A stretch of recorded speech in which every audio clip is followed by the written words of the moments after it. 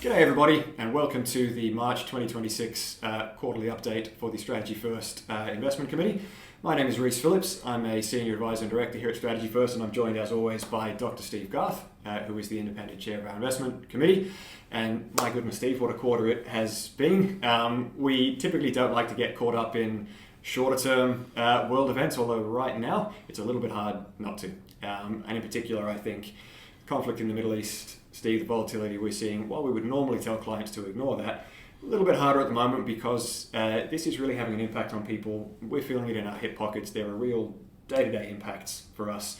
This maybe feels a bit more real than some other events that have occurred in the past. Can you give us a little bit of a rundown on what is going on, what impacts we've seen, how we're feeling it and how we're dealing with it? You know, that is such a good point, Rhys. Normally when markets are volatile, unless you're actually watching the market every single day, you don't actually know about it. But this time we are all feeling the effects of the escalation of the conflict in the Middle East. Because the biggest outcome of that in terms of us as consumers is the steep rise in the price of oil. And you can see in the first chart I've got here that oil has bounced up by nearly 80% since that conflict really took off on the weekend of the 28th of February. So energy prices are up. We're going to feel that at the petrol pump, but more than that, it actually plays into inflation. So now inflation is going much higher than it was before the conflict started. Now, a really good way to look at inflation is through the bond market. So Rhys, normally we'd go straight into what's happening in equities. Let's just put that on hold because the bond market can be quite instructive about what the future might hold. And you can see the chart we've got here.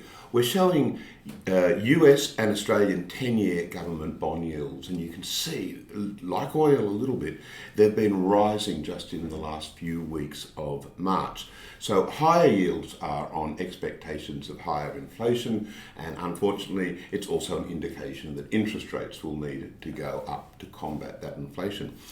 We should point out that you can see that Australian bond yields had already shot up in the last quarter of last year. And that was because we already had a higher inflation data print in October than what the market was expecting. So this year, the RBA raised rates in February and March. Both of those were expected, but they're really on a trajectory to have to raise rates again because of this inflation. Makes sense, Steve. And I appreciate we've covered bonds first, and they are vitally important for all our portfolios.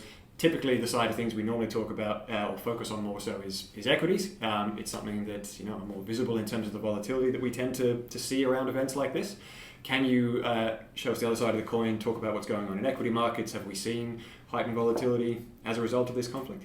Yeah, absolutely we have. And in fact, I'm specifically showing volatility in this chart, Rhys. So 2 lines. The first one, the blue line, is the ASX 200, kind of day to day. So things always wobble around.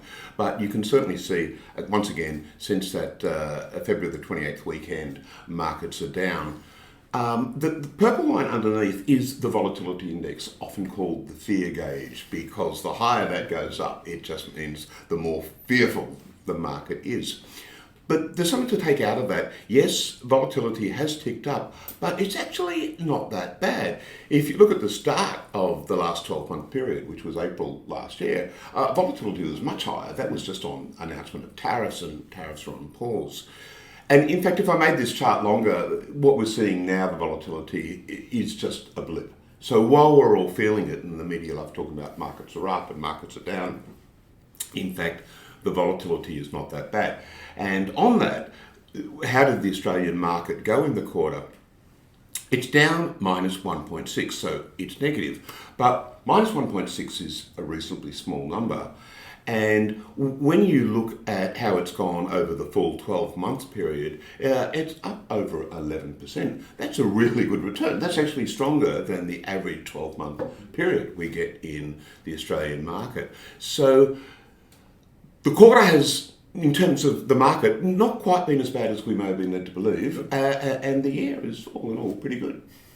Sounds like a great result for us here domestically, Steve. We know obviously that Australia is only one small part of the bigger world. Is the same story true internationally? Have we seen that play out the same way in global markets? Well, we have indeed, as you'd expect.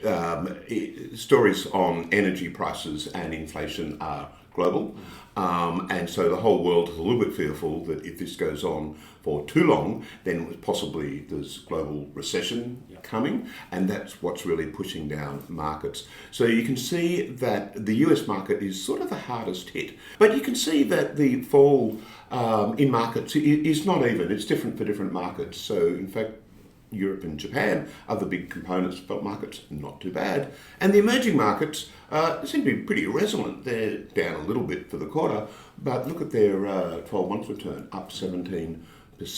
So it's a similar story. Markets are down in the quarter, a little bit more in the US. That probably shouldn't surprise anyone. The US has been on an absolute tear for the last couple of years. So the fact that it's come down the most now, there's no real surprise there. So yeah, not a great quarter, but not as bad as we might be thinking. And overall, not a bad year, particularly in a diversified portfolio of Australian and international shares. Absolutely. So should come as no surprise to you. It sounds like the key theme, the key takeaway here, Steve, is what we always tell our clients. Context is important. We need to be focusing on the long term here, not just the short term. Diversification matters, and really focus on those things that are inside our control, not things that are outside our control. Volatility and rising inflation is never fun in the short term. This, I dare say, like all things will pass, that context is super, super important. That closes out our investment update for the quarter. As per usual, if you have any questions at all, please feel free to reach out to your advisor or anyone here at Strategy First, and we'll do our best to help.